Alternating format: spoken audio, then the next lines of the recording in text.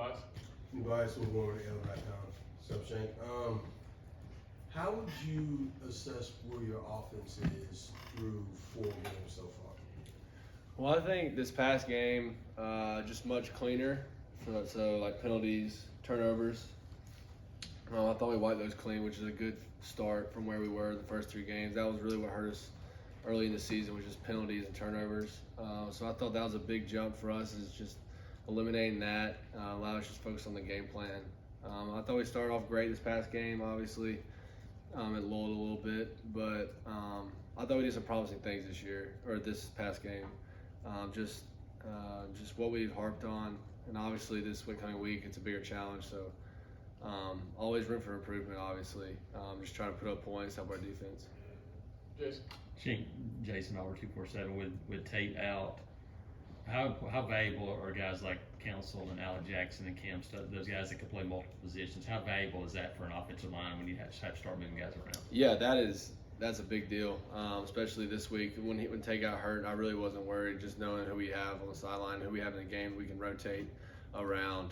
So I'm not worried about that at all. I know the guys that played, been here a long time, so that's a big asset for any team, especially depth on the O-line, because you're going to have injuries throughout the season. It happens.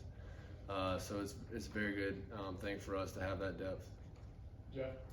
John Samuels, Jeff Shear, AuburnTigers.com. You've played in a bunch of Auburn LSU games, and there have been some crazy ones. What is it about that rivalry in the SEC West that you enjoy? Man, I don't know. It's probably one of the more physical games that you ever play in. It's one of the reasons why you come here is to play against LSU.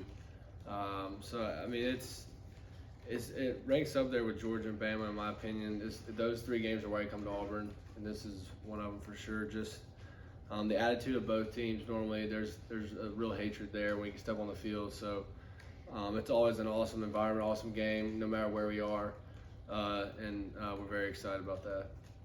Tom? JohnTomRaynell.com. I think over the last 6 games against Power 5 teams, you guys have been outscored 94-18 in the second half. Just what do you guys need to do better coming out of halftime?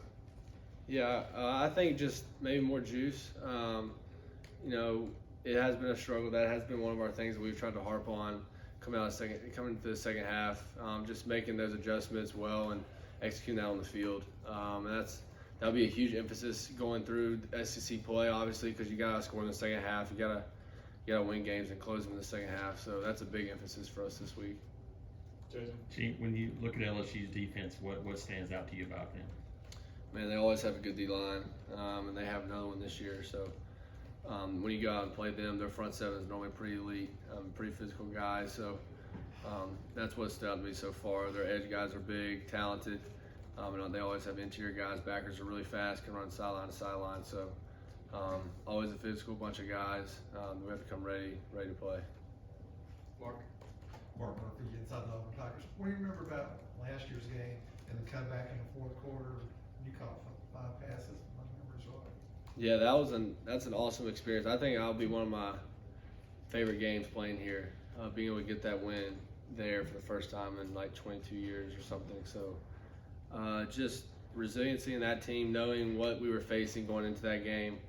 That was the start of SEC play, I believe, last year. So just a crucial game at night there. We faced adversity very well in that game, I thought. Bouncing back, we were down for most of the game. So just the willingness to keep playing that game, knowing that we'd find a way was really exciting.